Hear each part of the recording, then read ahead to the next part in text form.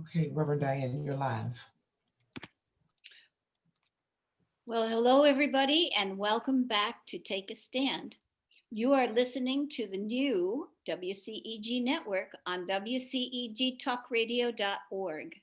You can click live stream tab or watch us on your smart TV, YouTube, WCEG network. I'm Reverend Diane Dougherty, your show host of Take a Stand.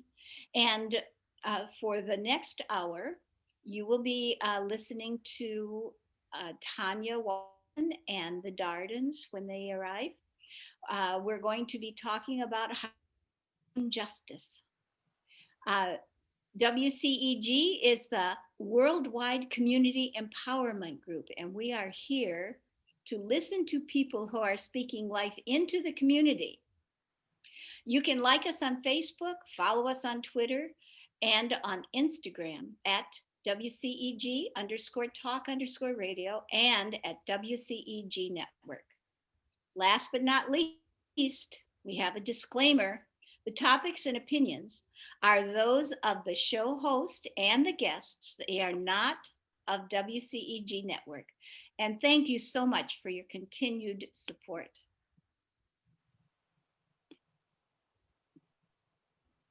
On this program, we have invited heroes and sheroes that share important messages, calling us to listen to them carefully, and then to do what we have the power to do. In 2021, I have a strong desire to highlight the impact of gentrification in Atlanta that's imminent. It is causing the displacement of homeowners and renters in the city. And when I heard the statistic that there were 20,000 African-American homeowners from MLK to the airport in danger of displacement by moves to gentrify the city, I did more than watch. I joined the tent city that had sprung up around Turner Field. I see her shaking her head. And I contributed what I could to the success. I felt so small. I joined them at City Hall where there were hearings about plans that would have removed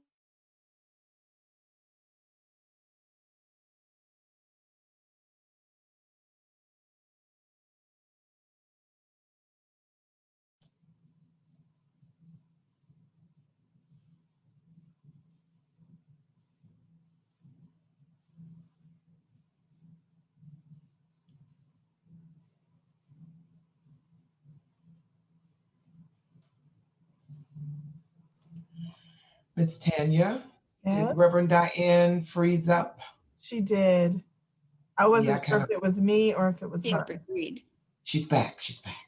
Okay. While I did what I have the power to do, actually, I'm a bystander on the sidelines because I do not live in those cities.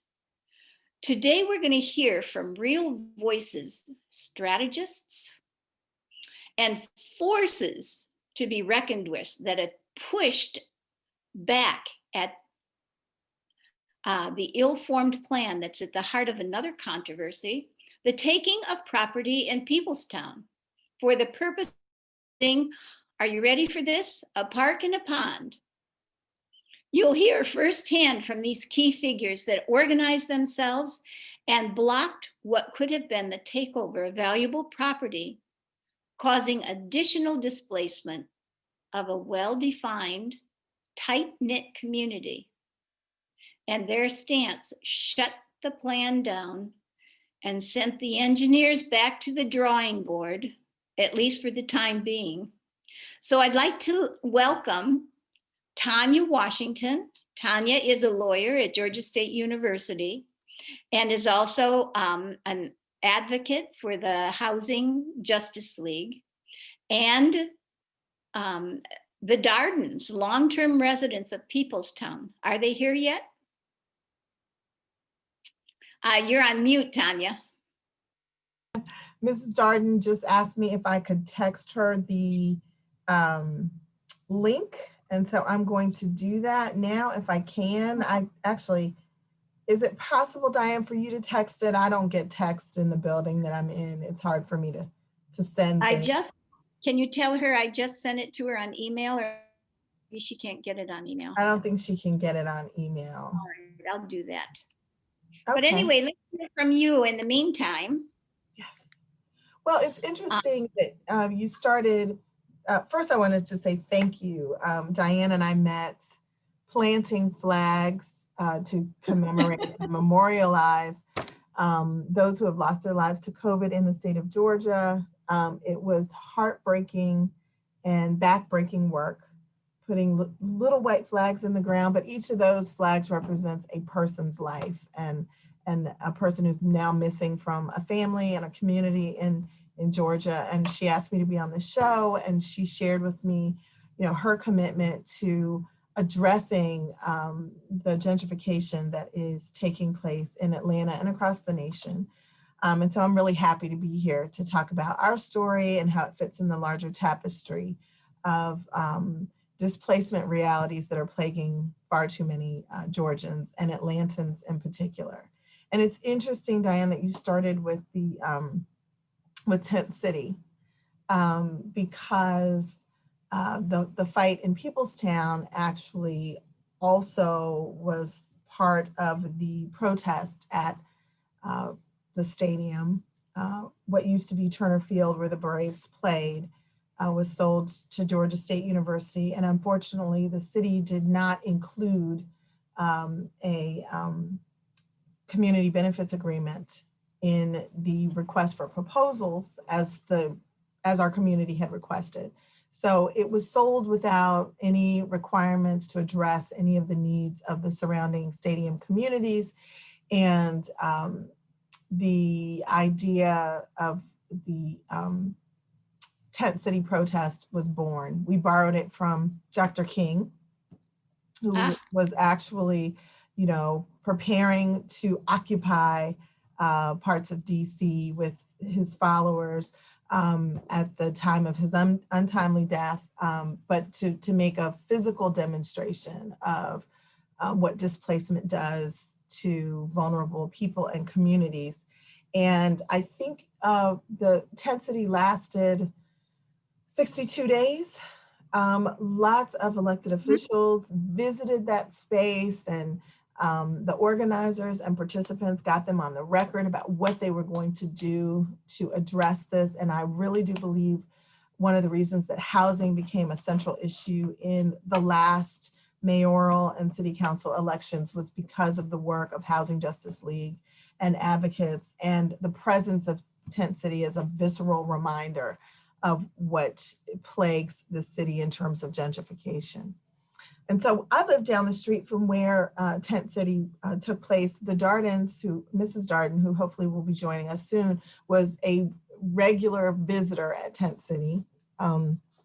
She had her own sign and her own songs that she would sing and wave while they were down there for those 62 days. So she certainly can add a lot to the importance of that campaign. But we are living in one of the many neighborhoods in downtown Atlanta that floods because of the outdated stormwater sewage system in Atlanta. And there was a flood in 2012. Some homes on the block, there were 27 on the block, 9 homes flooded. They sued the city. This was, for some of them, the second or third lawsuit against the city. And yeah, and they were told that the city was tired of paying settlements, and they were going to just take the whole block of homes by eminent domain. So I live on that block. My house it's 100 years old this month, or this year, built in 1921, and it has never flooded. I have a basement. There's no markers on the walls indicating flood issues. I've been there 11 years. There's never been a flood in my basement or any part of my house. And so, of course, I resisted this idea that you're going to take my house to build parks and ponds to mitigate the flooding.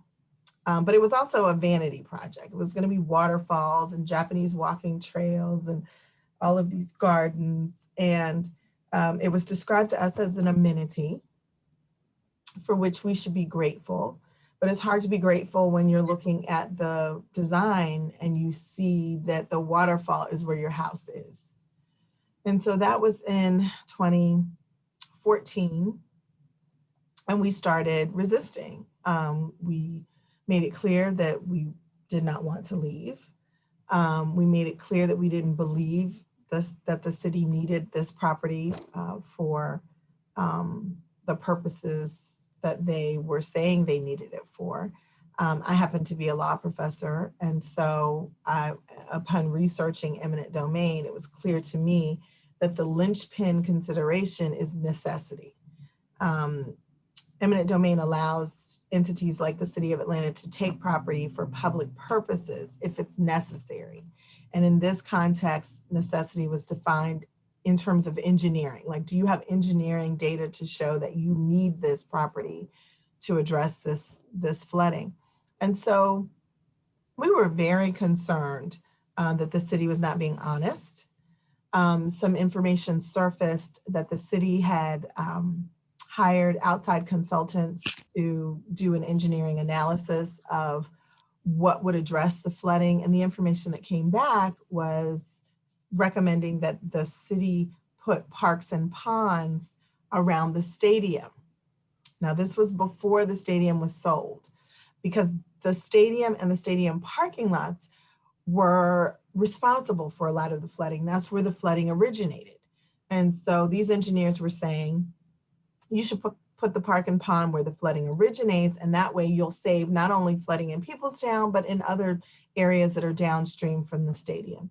Environmental activists were also in support of putting parks and ponds up at the stadium, because then you could capture the water and repurpose it.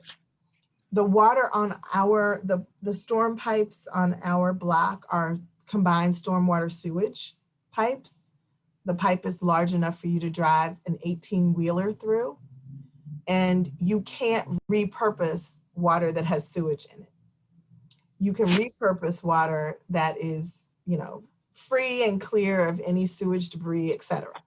And so there were a lot of reasons why the city could have used property it already owned to build a park and pond rather than displace 27 families, tear down 27 homes, and build a park and pond in the middle of a residential neighborhood. I was also concerned that the park and pond was going to have sewage in it, right? Because it's a stormwater sewage system. So when it overflows, you get water that has sewage in it. Why would you have an open sewer? You can call it a pond if you want to, but it's going to have raw sewage in it. Why would you put that in the middle of a residential neighborhood to attract all manner of vermin, varmints, et cetera? And so we had a lot of reasons for challenging this. And we started the Dardens and Miss Maddie Jackson, who died in this fight. The three of us just decided we weren't going to leave, and we were going to fight the city in opposition to this decision that was designed to displace us. That was 7+ years ago. It'll be 8 years in February that we've been fighting this fight. Miss Maddie has earned her wings and passed away last August, but we count among the victories we've experienced that she took her last breath in her home. She was 98. She was 93 when this started. And we're just grateful that she was allowed to stay for as long as she did. But the fight took a lot out of her. We think that it contributed to the decline of her health. We were doing rallies, staging protests. We had press conferences. We were constantly down at City Hall testifying, asking the city to present us with the data that they had, requesting meetings with the mayors. This is now, we are now dealing with the second mayor. It started under former Mayor Kasim Reed. It is now the responsibility of current Mayor Keisha Lance Bottoms to resolve. And it's disappointing to hear our mayor speaking on the national stage about equity and fairness and justice, and to know at home we have an exploding homelessness population. We have record numbers of people being displaced. Atlanta is the 4th fastest gentrifying city in the United States, the most unequal city in the United States. And some of these realities she inherited, but all of them she's responsible for as the leader of this city. And so we will continue to fight. We plan not to leave. There were 27 homes. There are 4 left. We are still facing eviction in the middle of a deadly pandemic. And we are pressing the mayor in this election year to make this right, to withdraw these lawsuits, to reimburse us for the hundreds of thousands of dollars of litigation costs that we've incurred fighting this, the time that we've spent in court. Our names are no longer on the deeds to our homes. When they sued us, our names were removed. So we are living in these homes, which are ours, but legal title to the property actually belongs to the city of Atlanta. God save us. So it's been a heck of a fight. God save us. They already took it. Yes, they've taken legal title, but and I'm sure your viewers know this, possession is 9/10 of the law. So we are in physical possession of our homes, but at any moment. Are they paying your mortgages? No, we are paying our mortgages. I was just kidding. Yeah, because we owe the banks for the mortgages.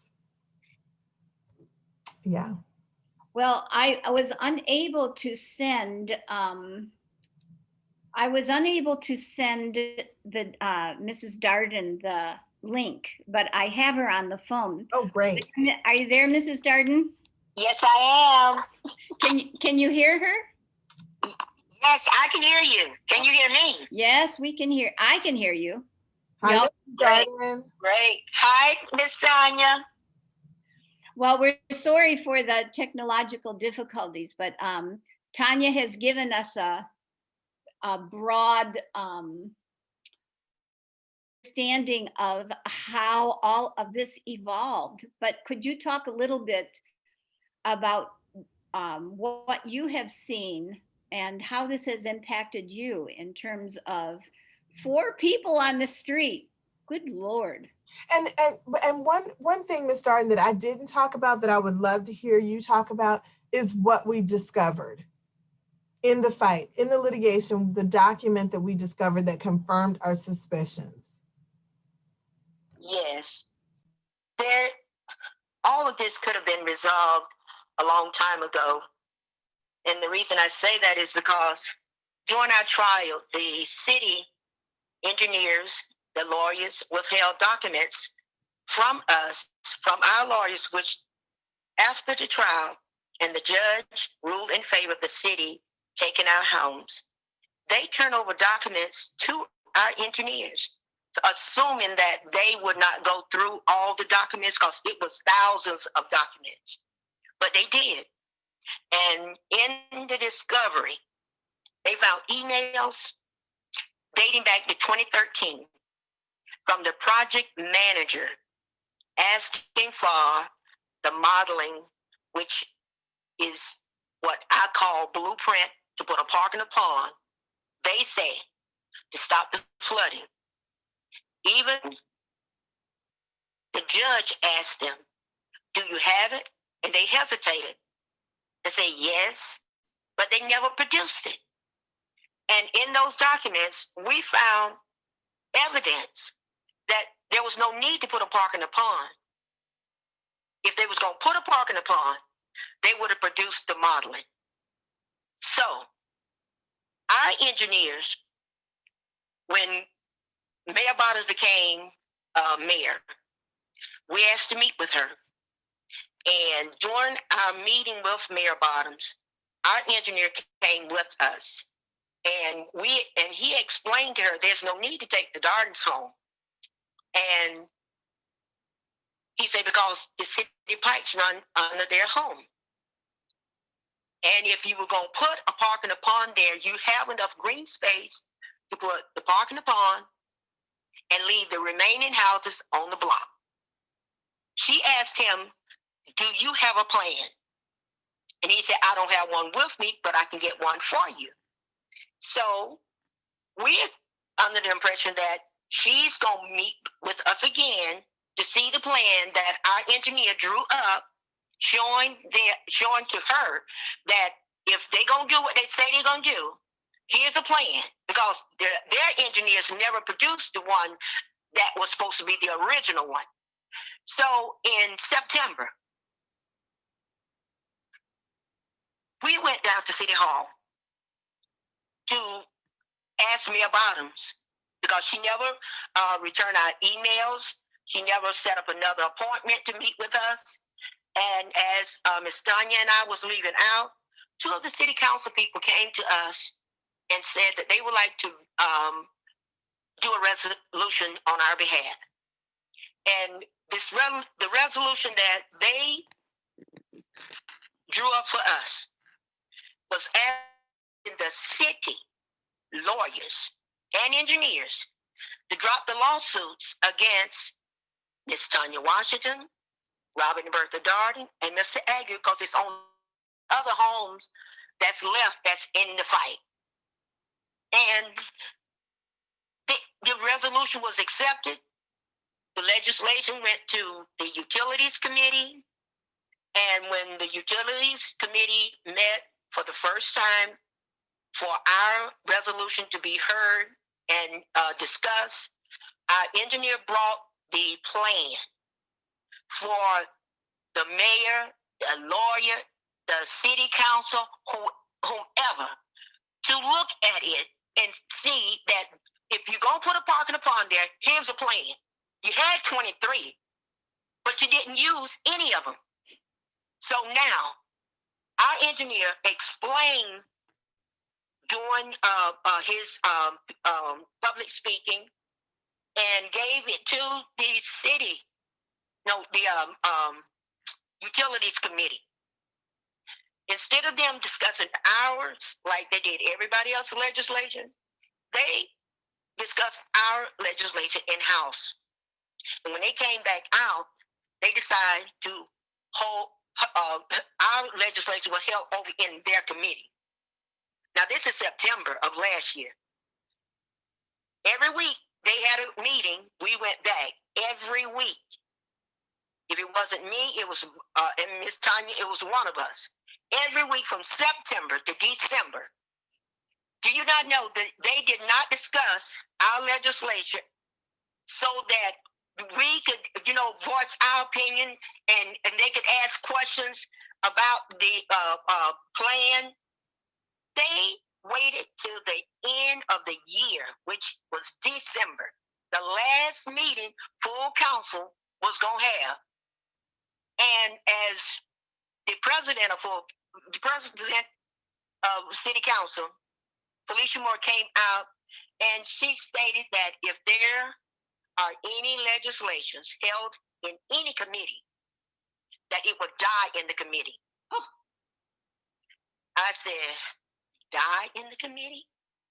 I said, so the person that drew up the plan for, I asked him to come off out of his seat, sitting on his full council, and come and explain to me, what did she mean, die in the committee? And he told me that they didn't have enough people to vote our legislation over to the finance committee. I said, but they never discussed our legislation. And he said, there's nothing they could do. I said, you got to be joking me. I said, our legislation been sitting, held in the Utilities Committee from September to December, and it's just going to die in the committee? I said, no, not on my watch. I said, no, ma'am, no, sir. So the Lord laid on my heart to get with my neighbor and others to protest at Mayor Bottom's office, because we went through the protocol. Mm-hmm. We gave them a plan, but they refused They refused to accept it. Yes. So And, now, and Ms. we Darden, I'm going to show the clip of the former city engineer testifying at that utilities committee meeting, explaining that this was never necessary. She was the person who was in charge of the Park and Pond project. And she told them in 2013, before they took the first house down, that this was not necessary and that it was an unlawful exercise of their authority. So I'm going to, as soon as I'm able to share my screen. Okay, and while you're getting that together, I'd like to tell our listeners that the person that was just speaking was Mrs. Darden, who has been a long-term proponent of Peoplestown, working with Tanya and the coalition and Housing Justice League. And she is on my phone. So that's who you've been listening to. Yes. And I don't know, someone just has to allow me to screen share, like so that I can share it. It's on my computer, but I can't. I've already activated screen share. Okay, but I can't control, I'm not able to, let me see. Okay, It's yeah, we saying should have. host disabled participant screen sharing. Yeah, we should have gotten this squared away before the middle of the But you know what show because it's kind of Good morning. causing some difficulties here, and I don't want to lose To us. I'd hate to be speaking in over the CDC show. their Mexicans. I'm gonna try. So what I can do, you know what I can do? I'll email it to Diane. No, it's not gonna work for me right now. What I need you all to do is help me. I should have gotten this. You all should have gotten this arranged before now. But what I can try to do is make you a host. Okay. Stop screen share, but I'm gonna have to. Oh, yeah, this is really, I don't want to lose the entire show if I do something incorrect here. So let me say, let me set it up a little bit, Diane, so folks will know what they may be able to hear firsthand. We received, as Ms. Darden said, thousands and thousands of documents that we requested that related to the plan. And we were told that they had all the documentation to support what they were trying to do. The problem was that when we received the documents from the city, they included emails showing that there were written correspondence to the Department of Watershed and to the city saying, we don't need to do this, this is wrong. We don't have, I think the exact words were, we do not have the technical data to support the land acquisition. In other words, it's not necessary, which, as I said in my opening, is the linchpin consideration. You don't take property unless it's necessary. And that was 2013. That was 2013 when that correspondence was shared with the city.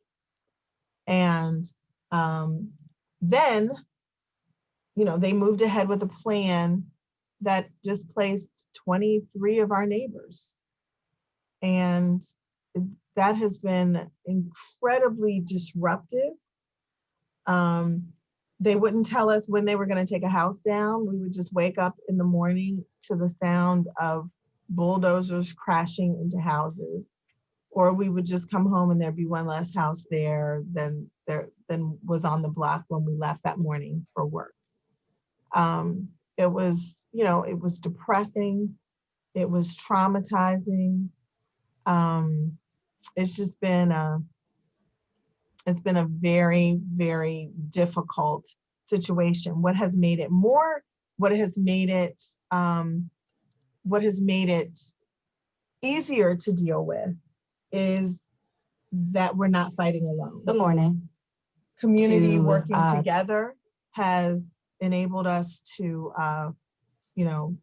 support each other and actually work together to make sure that we stand in resistance.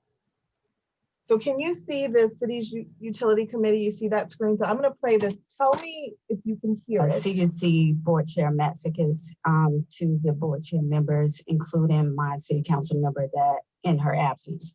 My name is Kimberly Scott, formerly Palmer. I am a West End Historic District resident, as well as a former City of Atlanta employee. As you may be aware, or if not, I am the engineering project manager that during the discovery period, the emails actually sparked the re-review of this case, as well as getting us to the point where we are right now and looking to overturn the eminent domain ordinance and condemnation processes that are in place. I would like to appeal right now to the true public servants that are my former colleagues that worked with me on this project, as well as in the Department of Watershed Management. Being a resident of West End, as well as a Atlanta native, I am a proud graduate of Frederick Douglass High School under the Center for Engineering Technology department that included a magnet program for engineers and those that were interested in going to engineering. And I am a graduate of Vanderbilt University with a degree in chemical engineering, so the credentials are there. So we don't want to really go into the specifics of trying to discount that. But I did have an opportunity and really wanted to make sure that the engineering data was in place for the city to make a decision on whether or not the footprint would be expanded. When we were working on the project, it included taking care of the principal homes that experienced some severe flooding during that time. And we did not have sufficient engineering data from our engineering consultants to go from 3 to 4 homes where you had the severe flooding to displacing an entire block. So right now, we really want the city to be able to right a wrong. When I came in and with my credentials, I was raised professionally by African-American engineer that taught me to design with a moral compass. That moral compass meant that when you design as if you live there. You design as if this is impacting your neighborhood, your street. And that's how I have worked with the City of Atlanta as a private consultant and will continue to work.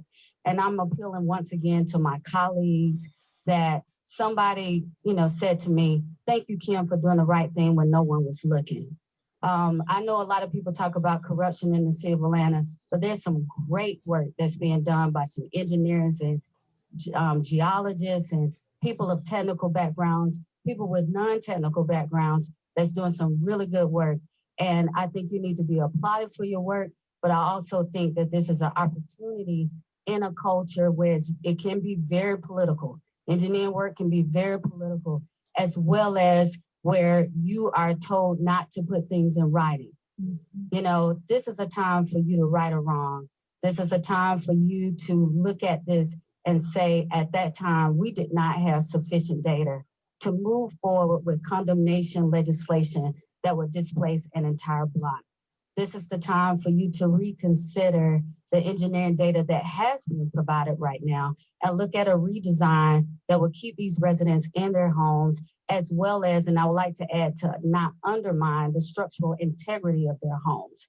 We know that sometimes people can be condescending with their promises, and we don't want an engineering design that you put in place that will take away from the structural integrity of their home. So I'm asking the city once again, and I'm appealing to my fellow colleagues, those that have worked with me in the community, as well as the City Hall, to reconsider this legislation, keep these people in their homes, as well as to look at the redesign and make sure that it's a win-win for everybody. I appreciate your time. Thank you. So I just wanted to, I want everybody who's listening. What her name was. Her name Tell is us again what her name. Her name is Kimberly Scott, and she was the city's engineer, right? I always tell my students, rarely do you find a smoking gun. Rarely is there a smoking gun that so conclusively establishes when someone is doing something that is absolutely unlawful. We found that needle in the haystack, and she came to court and testified and said exactly what she said at this utilities committee meeting. So the city is wrong.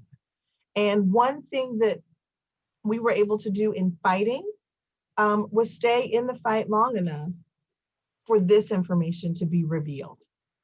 Had she not put it in writing, had she just, had they been able to bulldoze all of these houses without any documentation that the engineering basis for demolishing these homes was missing, we would never know. We would just be gone. So now we know that sometimes the city makes mistakes, and we expect them to rectify it. Amen. Amen. On that note, what is the next step? Do you have to, like Mrs. Darden has said, all of the legislation died in December. What do you have to do now that it's January? We really don't know. And that was December of last year. Yes. That was December, I'm sorry, that was December 2019, not 2020. So right now we are still in litigation. We are hoping that the mayor is not going to evict us in the middle of a pandemic. That would add salt to a wound. They know that we now know that this is unlawful. And so we're waiting to see what the city is going to be, going to do, how they're going to move forward, what kind of elected official she's going to be. Who is in charge? Mayor Bottoms. Mayor Bottoms is in charge. So eminent domain is an executive power, right? The legislature passed, the city council passed the ordinance, the mayor executes it. The former mayor, I'm sorry. Does the city have any the city hall have any responsibility to respond to that legislation that was just canned? Well, it would have to be reintroduced by another city council member. And it was Michael Julian Bond and Andre Dickens that introduced the legislation calling for the lawsuits to be withdrawn against us. It died in committee. We would need one more courageous city council member to reintroduce legislation to withdraw the lawsuit. I don't know that that's going to happen. And if it does, will the ordinance just languish in a committee until it expires? It seems like one of the strategies that I've been watching for a while now is just to let things die. Let it die out and wear you down. I mean, even like Maddie, even if people die, they've got a long-term plan. But I was reading a very interesting piece about Central Park in New York and how that was an African-American community in the early years. And they just wiped all of those people off the face of the earth to put in that park. And I think right after that is when I heard about this litigation. And I thought, oh my God, history is repeating itself in Atlanta. Yeah. And we have a park. Is it Mims Park or Cook Park over by the stadium, the Mercedes-Benz Stadium? They used eminent domain in 2018 to take, I think it's 8 parcels of land owned by African Americans to put in a peace park to honor a white guy whose claim to fame, as it was described to city council, was that he was a close friend of Dr. Martin Luther King, and he was a friend to the Black community. And so my thing is, if that's the case, then why would he want you to displace Black people to honor him? But it keeps happening. I think the big issues I have. I'm on the steering committee for the Georgia Coalition for Public Education. And there are 50,000 African American children in the Atlanta public schools, most of whom are from single parents. And I just see this as part of a bigger umbrella in which there's a collaboration to move those who are at the lower end of inequality just out, just get them out. Yeah. But with your group, so many are already homeowners. Mhm. You own your home. Yes. And the ways that they get them out are to raise your taxes so high that you can't keep it, or Code enforcement, abuse, yes, there's yes. all kinds of tactics. And you know, as a white woman, I say, well, what can we do? First of all, if you don't know about it because you're at the far end of that ripple, Yeah. what can we do to assist and help? I listen in to the Atlanta Justice. I'm glad for Zoom. Very glad for Zoom because I can attend. I can't be. I'm too old to be getting in the car and driving downtown. Right. But I can listen on Zoom and Facebook Live to keep up with what is happening. And as I look at the Housing Justice League, Mhm. housingjuticeleague.org website, it isn't just Peoplestown. Mm-mm. It's a huge umbrella in which ownership by African Americans is being threatened. And they're doing phenomenal work. Housing Justice League is doing phenomenal work to stem the avalanche of evictions that have Yes. been caused by the pandemic. They're helping renters organize. They've helped us. I mean, I really believe one of the reasons we're still in our homes is because of the work of Housing Justice League. They helped us to organize campaigns. They have been with us for 5 of the 8 years that we've been fighting, and their support has been phenomenal. So shout out to Housing Justice League. And I think people can help if they want to make donations. That's one of the grassroots organizations that's not using the money to fund a bureaucracy. The money actually goes to providing resources and support for the various campaigns that they are waging as it relates to housing inequality. And there are also opportunities through that organization to get involved if people want to volunteer and participate in some of these campaigns. They've just put together a phenomenal evictions manual that provides people with information about their rights and protections when they're facing evictions. There are lots of ways that people who want to be a part of the solution can work within the organization of Housing Justice League to support campaigns like ours that help people stay in their homes. Mrs. Darden, are you still with us? Yes, I am. I was just wanting to, I've been thinking about this a lot because we're probably around the same age. Did you ever think that at your age, you'd be a social justice activist? I always say, ever since this happened, I said, never in a million years that I thought I would have to protest to stay in my home.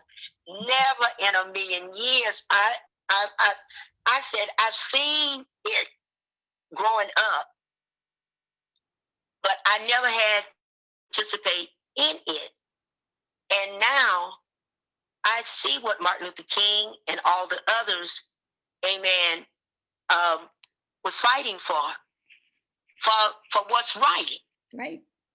And when my husband and I decided that we was going to fight, let me tell you what happened. I went into my prayer closet and into his prayer closet. All right.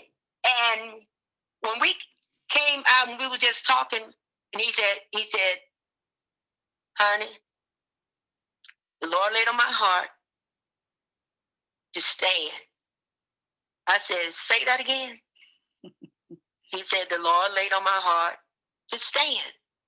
I said, Robert, I said, that's the same answer God gave me. Stand still. And that's what God told us to do. Stand still, stay where we're at.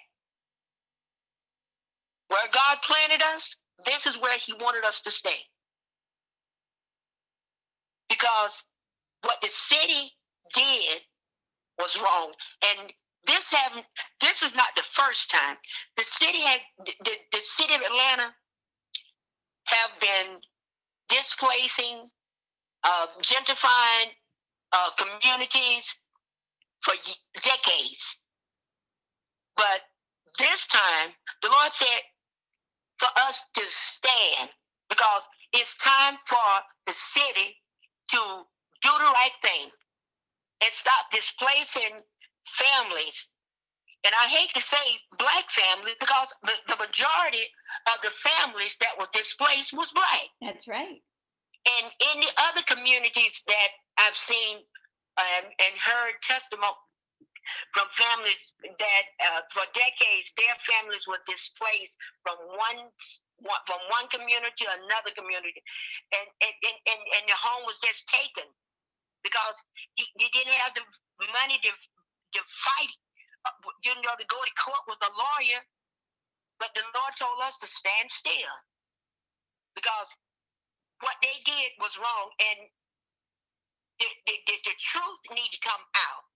And the other thing is that the United States was built on "In God We Trust." Yep. And so this is what our faith is built on. In God we trust. I'm trusting God that the city of Atlanta would do the right thing, because the truth about what they did was wrong, and the way they did it was wrong. Because when the flood, we are the only house, my husband and I, our house was one of the houses that was flooded, but it's still here. We had to stand this fight so that the city would know so that the people would know how the city have been doing all these years, and the cover is being pulled back, and now they got to own up to what they have done wrong and make it right. Amen. And I told Kasim Reed that, and I told Mayor Bottoms that. Two wrongs don't make it right. And if you don't do right, everything you think about doing is going to crumble. And I'm just saying what God told me to tell them, and that's what I told them. Well, if they put that park and pond there, I think they should name it Shame Park. Name it for what it is, Shame Park, because this is a total shame, and it's time for, I look at people like me who are definitely people of privilege to a degree, and as I said before, we're so far removed, and with everything else that's going on, I just put my hand to my head and I say, God, not one more thing, not one more thing. And God says, oh yeah, this isn't the end. Yeah. This is just the beginning. And I thought of someone like you, Mrs. Darden, and your husband, and all of you. That's why I wear these pearls. You have had to fight. I have been a person who's been comfortable. I worked hard, but I've been comfortable. I have had. But it's time for all of us to take a broader look at who we are as a people and to say, if they will do this to you, they will do this to me. And if we are a community of laws and justice, this is what we do. We stand behind you and hold our hands at your back. So I'm asking everyone who's listening to this, kindly open your checkbook and send money to the Housing Justice League. If you are called, and I know that God calls many of us, I've been to those meetings, I see lots of white people there. And they are putting their money where their mouth is and their time where their mouth is. And mostly, if you have expertise, if you yourself are a lawyer, if you understand engineering, if you have a line of influence with the city hall, if you are in the newspaper, writing letters to the to investigative journalists to really highlight this as an issue of grand importance, and highlighting the Housing Justice League. Now, if you could talk a little bit about Housing Justice League, it's not just in Atlanta, is it? No, I know that they are partnered with a number of organizations in the South, but they are one of the most active nonprofit organizations in Atlanta and in the greater Atlanta metropolitan area that's really trying to address things that are happening to people on the ground, but also have an impact on policies. So they're trying to do the grassroots work, but also trying to influence policies that make people more likely to be vulnerable, that put people in the position to be victims of predatory laws. And I know that they are advocating for elected officials, for issues that elected officials are going to have to take positions on in this upcoming election for Atlanta mayor and for the city council,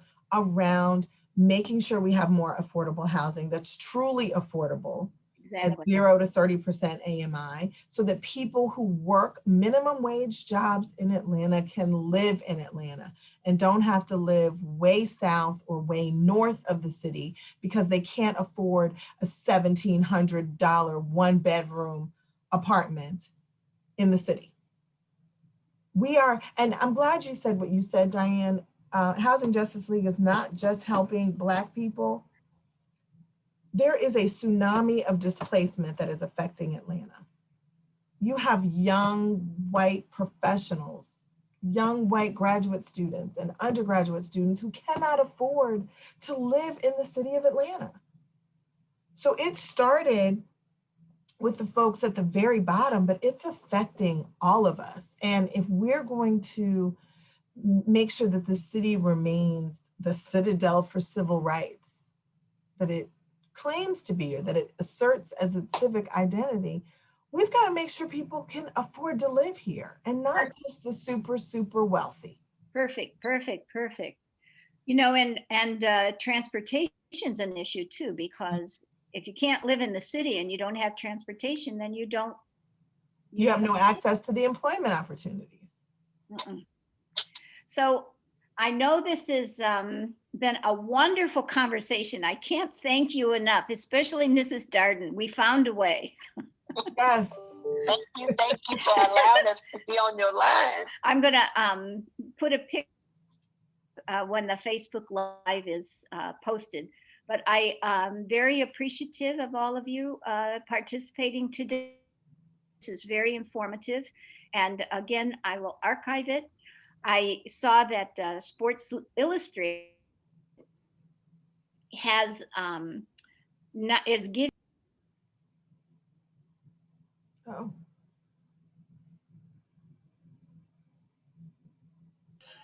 Okay, Ms. Washington, can you talk until Diane can come back? She apparently lost her internet.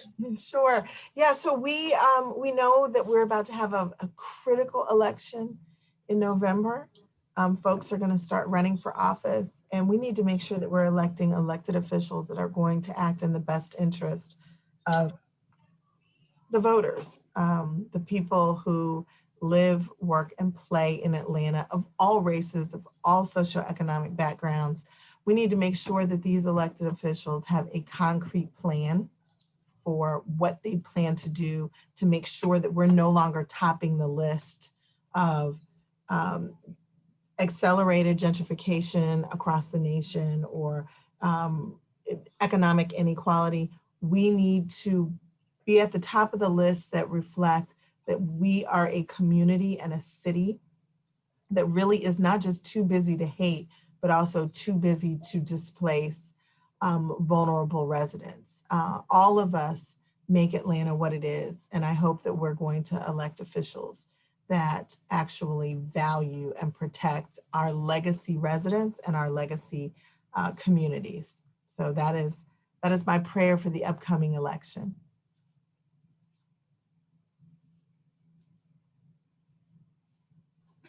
You have been listening to the WCEG network. Had a few technical difficulties. Reverend Diane, we thank you so much for bringing our wonderful guest on today, the Dardens and Ms. Washington, Attorney Washington. And you continue your fight.